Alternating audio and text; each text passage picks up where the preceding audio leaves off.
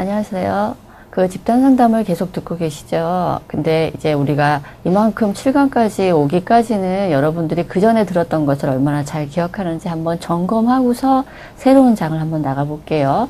처음에 여러분들이 집단 상담이라는 것에 대해서 개념에 대해서 배우셨어요. 그래서 우리가 집단 상담의 그 성질, 그래서 상담과 관련된 집단의 속성에 대해서 얘기를 들으셨고요. 그 속성에는 어떤 것들이 있었죠? 잘 기억하시면 알겠지만 공동의 목표가 있었고요. 또 집단원들의 의욕과 참여가 있었고, 또 역동적 상호작용이 필요했고요. 또 집단의 규준이 필요했어요. 그래서 자기 지도를 위한 능력도 필요했어요. 그래서 이렇게 집단 상담이 다른 집단과 달리 필요한 것들이 어떤 것들이 있느냐 하고 살펴봤었고요. 그래서 우리가 집단 상담에 정의해가지고 집단 상담은 어떤 걸 얘기하느냐 하면 집단 상담은 비교적 어때요? 정상적인 범위에 있는 사람들을 대상으로 한다고 했습니다. 그래서 비정상적이라고 하기보다는 정상 범위를 조금 어긋나는 사람들은 집단 상담보다는 집단 치료라는 것들로 인해서 정신과에서 따로 다루어져 있는 것들이 있습니다. 그래서 여러분들이 다루실 분들은 그 정상 범위에 있는 사람들이라고 생각하시면 돼요. 그래서 집단 상담이 그 목적과 목표가 있었는데요. 집단 상담의 목적은 어떤 거였을까요? 기억나세요?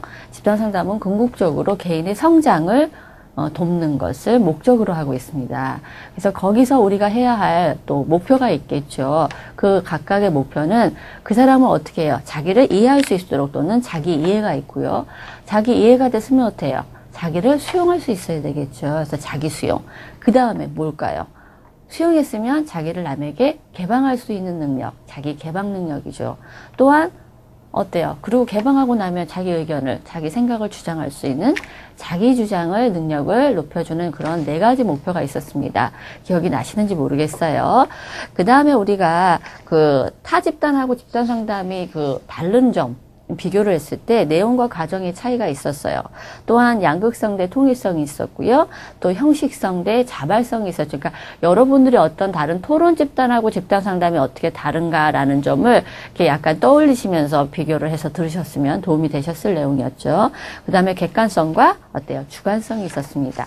또한 제한성 대 솔직성이 있었고요. 지도성과의 차이가 좀 있었습니다. 또한 여러분들이 이제 우리가 배운 게 집단 상담과 집단 지도, 또 집단 치료 이렇게 차이가 있는 것을 배우셨고요. 집단 상담이 이점과 제한점이 있었어요. 이점은 뭘까요? 1대1의 관계보다는 여러 명의 사람을 두기 때문에 다른 사람의 얘기도 들을 수 있고요. 다른 사람을 경험할 수 있는 또 굉장히 안전적인 장이 되고 또 이제 시간과 경제적인 것들을 절약할 수 있는 좋은 이점도 있죠.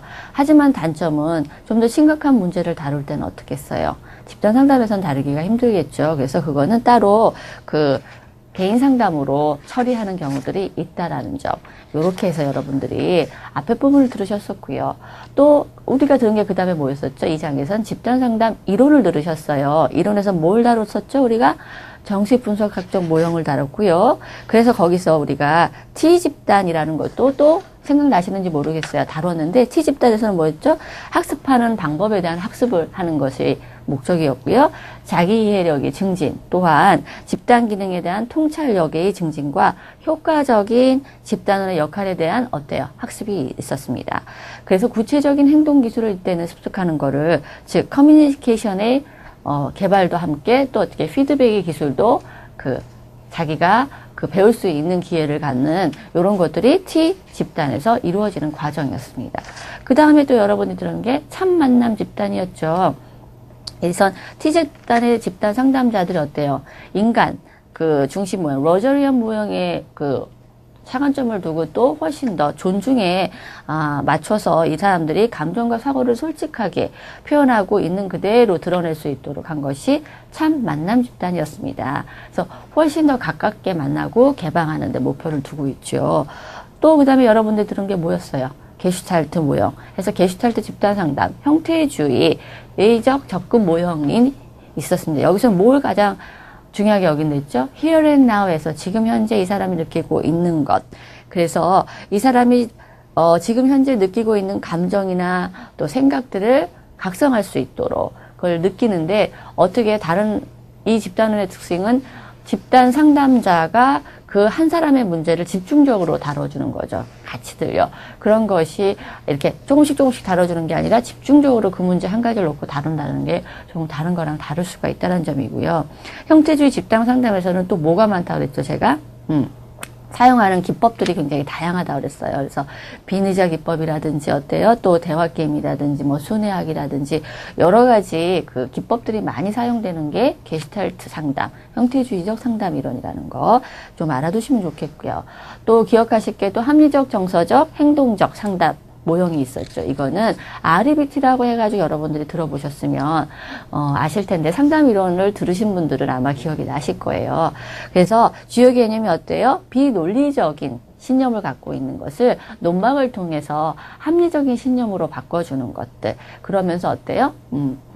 행동 또한 바꿔줄 수 있게끔 도와주는 거였어요. 그래서 여기서 인지적 치료법이나 감정적 환기법 또 행동치료 방법들이 사용된다는 거였죠.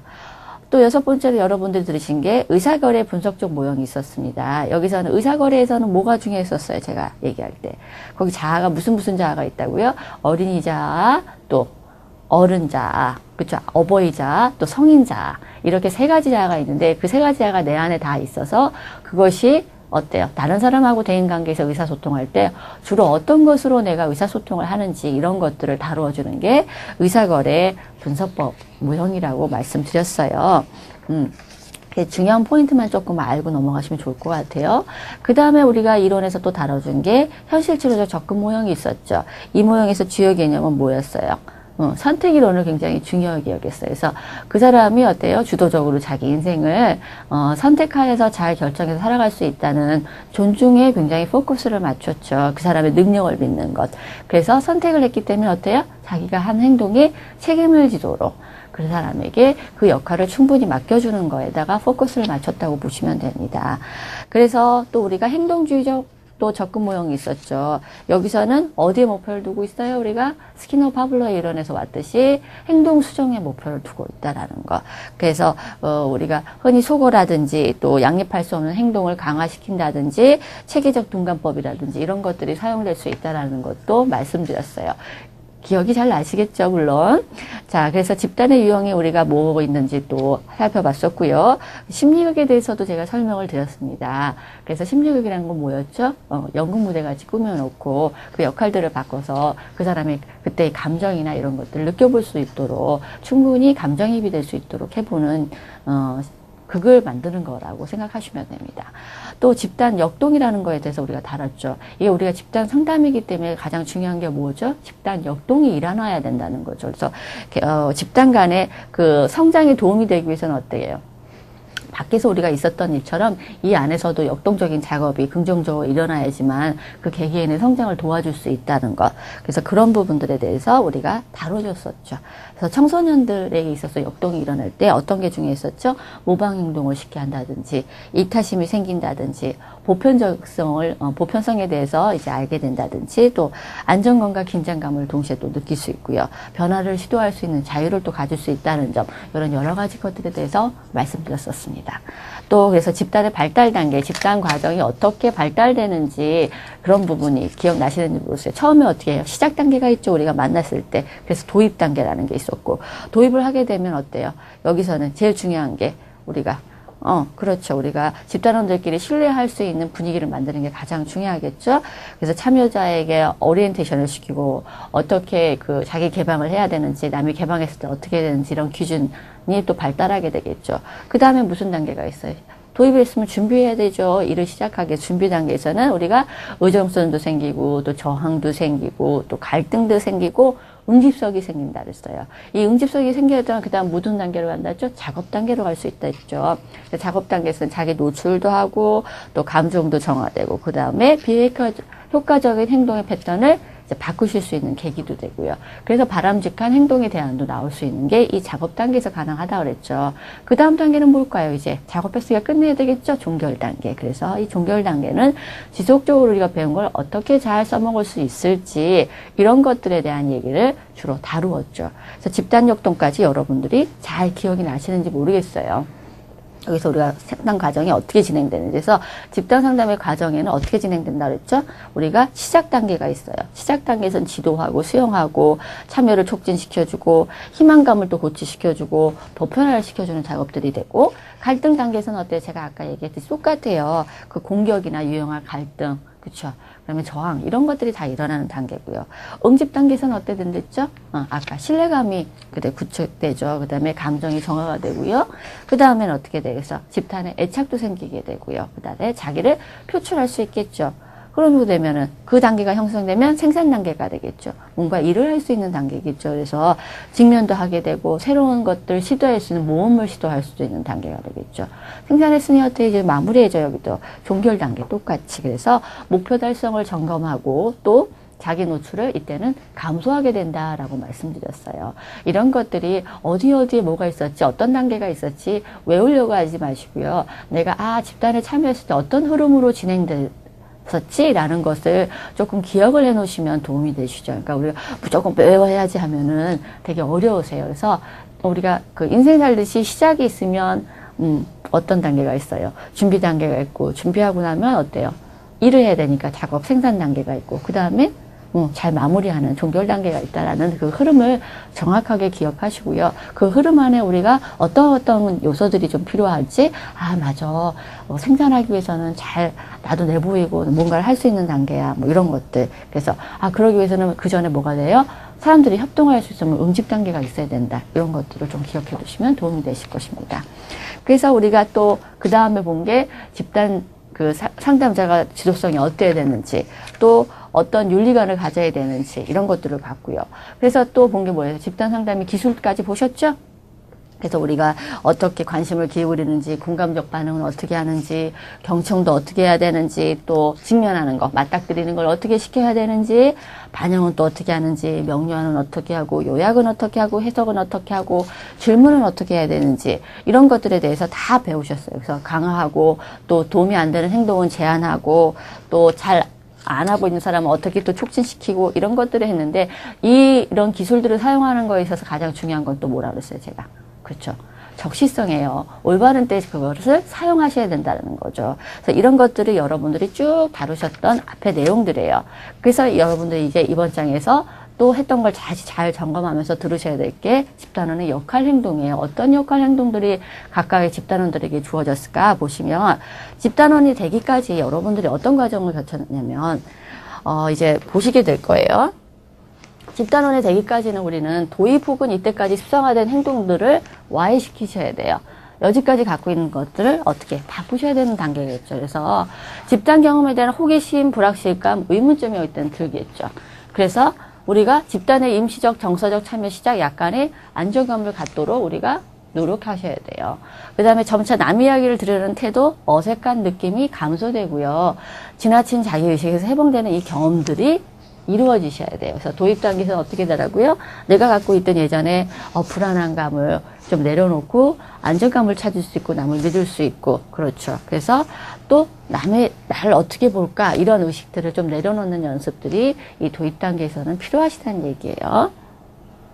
그 다음에 추이 혹은 새로운 행동으로 이행을 하셔야 되는 건데, 예를 들면 모성이나 비조직성, 지적 불확실성에 익숙해져야 돼요. 뭔가 집단 상담하고 뚜렷하게 뭔가 이렇게 내놓고 하는 게 아니라 모호하게 느끼실 수도 있어요. 이게 정말일까, 이게 맞을까, 이럴 때 불확실성에 조금 익숙해지면서 뭔가 딱 떨어지지 않아도 견딜 수 있는 힘을 기르는 거죠. 그래서 개인차도 인정하시게 되는 거예요. 각각 사람들이 다 다르구나, 이런 것들도 인정하시고, 갈등에 인내력, 뭔가 이렇게 사람들에게 도입 단계에서 막 삐그덕삐그덕 할 때도 좀 참을 수 있는 인내력도 기르시는 게 필요하고요. 그래서 적극적 직면, 그러니까 적극적으로 내 문제가 이거라고 생각할 때는 어때요? 직면할 수 있고 맞닥뜨릴 수 있는 힘을 길러셔야 된다는 얘기죠. 그 다음에 두 번째 보시면 집단 기술이나 의사소통 기술의 중요성을 인식하시는 거예요. 그래서 이렇게 사용되는 우리가 기술들이 있어요. 그럴 때 그걸 중요하게 여기셔야 된다는 얘기예요. 우리가 뭐 저런 게 뭐 도움이 될까, 이게 아니라 적극적으로 내가 참여해서 내 거를 뭔가를 가져가기 위해서 노력하는 것, 그건 굉장히 중요하겠죠. 그래서 이 기술들을 학습 발달시키려는 노력이 필요합니다. 그래서 여러분들이 뭔가를 하실 때 적극적이지 않으면 안 된다는 얘기예요. 그래서 뭔가 뒤로 물러나고 그러면 도움이 안 된다는 거겠죠. 자, 그 다음에 볼게요. 그래서 새로운 행동을 터득하여 자기 것을 굳히는 단계가 이제 있겠습니다. 집단원이 되기까지 이러이러한 과정들을 거친다는 얘기예요. 앞에 뭐였죠? 도입 혹은 이때까지 습작하는 행동이 Y를 시키시고요. 좀 더 풀어놓으시고요. 또 새로운 행동으로 옮겨가시는데, 옮겨가서 새로운 행동을 습득했다면 새로운 행동을 어떻게 해요? 잘 터득해서 내 것으로 만들어야 되겠죠. 내 것으로 못 만들면 집단 상담했을 때 도움이 안 됩니다. 그래서 대화 내용을 이해하고요. 인간관계를 진가를 절감해야 돼요. 그러니까 집단 상담을 통해서 이루어지는 건 진짜 이렇게 사람 관계가 도움이 되고 내 성장을 도움 주지만 남의 성장에 도움을 줄 수 있는 게 대인관계구나 라는 느낌을 받으실 수 있는 기회가 된다는 얘기죠. 또한 어색한 느낌 없이 마음의 문을 열고요. 자기 노출, 상대 이해의 느낌을 충분히 할 수 있도록 준비가 돼야 된다는 얘기예요. 그러니까 처음엔 좀 어색하세요. 누군가에 대해 모르는 사람이 내 얘기를 한다든가 어렵지만 잘 생각해 보시면 사람들이 또 쉬운 거는 이 사람들을 어디서 또 만날지 모르기 때문에 우리 쉽게 얘기하는 데가 어디예요? 제가 택시 타면 택시기사분들이 그러시더라고요. 아유, 뭐 못한 얘기, 무슨 얘기, 별별 얘기를 다 하시는 분들이 있어요. 그래서 왜 그런 것 같아요? 물어보면 저를 또다시 안 보리라 생각하고 그러시겠죠. 그러니까 굉장히 편하게 본인 얘기를 하실 수 있다는 얘기. 그러니까 우리가 흔히 아주 친한 사람한테 얘기하기도 하겠지만 정말 이 사람은 나를 두 번 다시 안 볼 사람이니까 뭐라고 내 얘기를 해도 상관없겠지라고 생각하는 경우도 있다는 얘기예요. 그렇듯이 우리가 마음의 문을 열고 자기 노출을 할 수 있는 건 언제든지 내가 사람들마다 갖고 있어요. 근데 과연 그거를 끄집어낼 수 있느냐 없느냐의 그 용기가 필요할 뿐이죠. 그래서 상대의 이해가 어떻게 됐는지, 저 사람이 어떻게 이해했는지 그 느낌도 받아들이고 또 같이 표출할 수 있는 이런 것들 자세가 필요하죠. 또한 보다 정확한 자기 이해가 가능해지고요. 감성이 증가해요. 굉장히 또 집단 과정에 대한 깊은 관심이나 집단 기술 또 개선을 위해 보다 많은 경험이 필요하다는 사실을 인정하게 되죠. 내가 아는 게 이게 전부가 아니고 조금 더 경험하고 조금 더 알아야지 내가 훨씬 더 인간관계도 풍요롭게 할 수 있겠구나 이런 걸 배우실 수 있는 과정이 된다는 것이죠. 그래서 나름대로 역할을 수행하는 집단원이 될 수 있다는 거예요. 그래서 이게 집단원이 되기까지 초반에 우리가 이제 준비해야 될 사항들이에요. 집단 중심의 역할 행동을 볼게요. 이제 집단의 과업 성취를 위한 역할 행동이 어떤 역할 행동을 하게 되면 집단 상담을 하는데 도움이 되느냐 이런 것들이에요. 그러니까 여러분들이 사실은 그렇게 어렵진 않은 거예요. 이 내용들은 도움이 안 되는 행동이 어떤 건지는 대충 이제 사람이 만나는 모임에서도 알잖아요. 그런 거 한번 생각하시면서 들으면 좋을 것 같아요. 톨선에서 제안하기, 그렇죠? 자기가 적극적으로 나서는 게 좋겠죠. 또 정보를 요구하고 제시하기. 어떤 게 필요할 때는 요구도 할 수 있었죠. 또 제공도 할 수도 있죠. 또 의견을 묻고 제공하는 거. 내 의견을 누군가에게 물어보고 또 제공해 주기도 하고요. 상세히 설명해. 누가 이해가 안 된다 그러면 뭐 이런 것도 몰라가 아니라 자세히 설명해 줄 수 있는 것도 친절도 필요해요. 또한 조정하기. 이게 아니라고 싶을 때는 다른 식으로 또 얘기할 수 있고 마음가짐을 바꿀 수도 있겠죠. 그다음에 방향을 제시해요. 이런 식으로 이렇게 하면 어떨까요? 하는 방향도 제시할 수 있고요. 평가하기를 하는데 우리가 평가라고 하면 흔히 이제 너무 익숙한 게 좋다 나쁘다로 평가하지만 그런 평가보다는 이건 이런 것 같아요. 이렇게 하면 어떨까요? 라고 대안을 제시하는 평가를 하는 게 조금 다릅니다. 그다음에 활기를 띠게 하기. 침울하고 가라앉고 뭔가 진행되지 않게 하기보다는 뭔가 집단에서 역동이 일어나서 진행이 될 수 있도록 도와주는 데 포커스를 맞추셔야 된다는 얘기죠. 그래서 진행을 돕는다는 얘기예요. 우리가 이런 것들이 집단의 과업 성취를 위한 역할 행동이죠.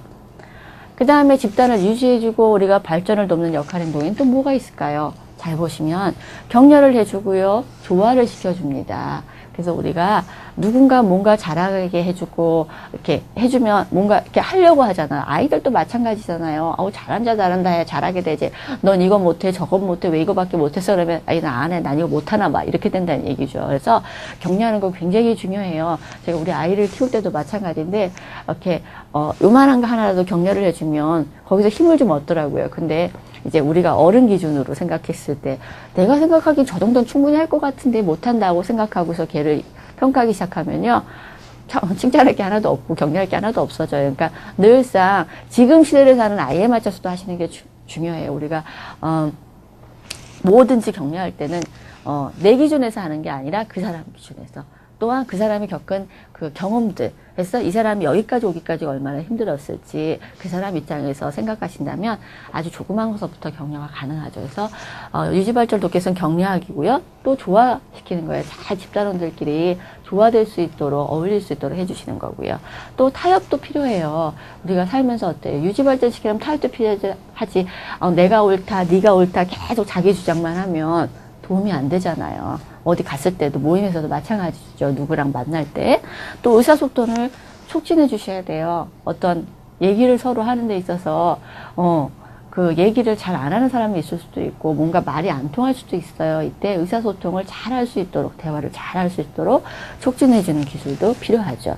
또한 규범을 정하셔야 돼요. 우리가 어떤 이런 역할들을 이렇게 유지돼야 된다라는 것들이 어떤 기준이 없게 되면 누군 되고 누군 안 되고 이럴 땐 되고 안 되고 하면은 굉장히 혼동스럽겠죠. 그래서 어떤 집단이 형성될 때는 항상 유지를 하려면 쭉 가시려면 자, 규범을 잘 정해서 가셔야 된다는 얘기죠. 그 다음에 집단을 잘 관찰해야 돼요. 상담자가 이렇게 잘 보는 것도 중요하고요. 집단원들 자체도 잘 관찰해서 저건 저렇게 도와줘야 되겠구나. 이건 이렇구나 라고 서로 딴 사람에게 도움을 줄 수 있으려면 집단을 잘 관찰하셔야 되겠죠. 또한 따르기예요. 집단원들이 어떤 결정이 났으면 잘 따라주기도 하셔야지. 나는 그거 동의하지 않는다고 나만 반대 입장으로 딴 데로 가시면 그 집단원에서 잘 유지가 될 수가 없겠죠. 자, 그 다음에 보시면 개인중심적 역할 행동이 있어요. 뭐야 이거는? 개인중심적인 것들로 개개인의 집단원이 자신의 욕구 충족을 위해 노력하는 행동들, 그러니까 내 거를 좀 찾기 위해서 노력하는 행동들이 있어요. 이게 이제 집단에서는 별로 도움이 되지 않을 수가 있어요. 보시면 대표적인 집단의 개인중심적 역할, 개인중심적 역할은 아까 말씀드렸듯이 어때요? 집단의 방해가 되는 요소들이에요. 집단이 잘 이끌어가는데 보시면 참여하지 않기, 잘 참여하지 않는 거예요. 참여하지 않으면 어떻겠어요? 원활하게 진행될 수가 없겠죠. 또한 독점하기 있어요. 계속 자기중심성을 띠는 사람들이 있어요. 자기 얘기만 하려고 그러고, 자기한테 집중시키려고 하고, 이렇게 약간 독점하는 사람이 있고요. 또 충고하기 있어요. 여러분들도 누군가를 만나보시면 알겠지만, 계속 충고하는 사람이 어때요? 만나기 싫잖아요. 그러니까 계속 자기 입장에서 충고하고 그러면 아이씨 누가 모른대 그만 얘기하지 싶잖아요. 별로 도움이 안 되죠. 상처 싸매기가 있어요. 그래서 계속 다른 집단의 상처를 계속 어루만져 줘요. 어루만져만 줘서는 안 돼. 처음에는 어루만져 주지만 나중에는 어때요? 그 사람이 그 상처를 극복할 수 있도록 도와줘야지. 계속 감싸만 않으면 그 사람이 성장을 할 수 없겠죠. 또한 공격하기가 있어요. 이것도 굉장히 안 좋죠. 집단에 와가지고 상처를 받고 가게 되는 결과를 갖고 와요. 그래서 공격하기도 안 좋고요. 또 도움을 구걸해요. 나 좀 도와주세요. 나 좀 봐주세요. 이렇게 계속 남한테 자기 시선을 이렇게 해서 뭔가 도움을 받으려고 자기 스스로 나와야 되는데 그 역할을 못하는 경우가 있어요. 그다음에 문제 없는 사람으로 자처하는 거. 나는 아무 문제 없어. 괜찮아. 그러려면 뭐하러 집단에 왔을까요? 그렇죠. 집단 상담에 올 때는 뭔가 자기가 고치고자 하고 하는 게 있기 때문에 왔기 때문에 나는 문제가 없어. 이렇게 자처하게 되면 사람들이 어떻겠어요? 말하고 싶지 않죠. 자기는 문제 없다 그러는데 저 사람만 이상한 사람이고 그럼 난 뭐야 싶잖아요. 그렇죠?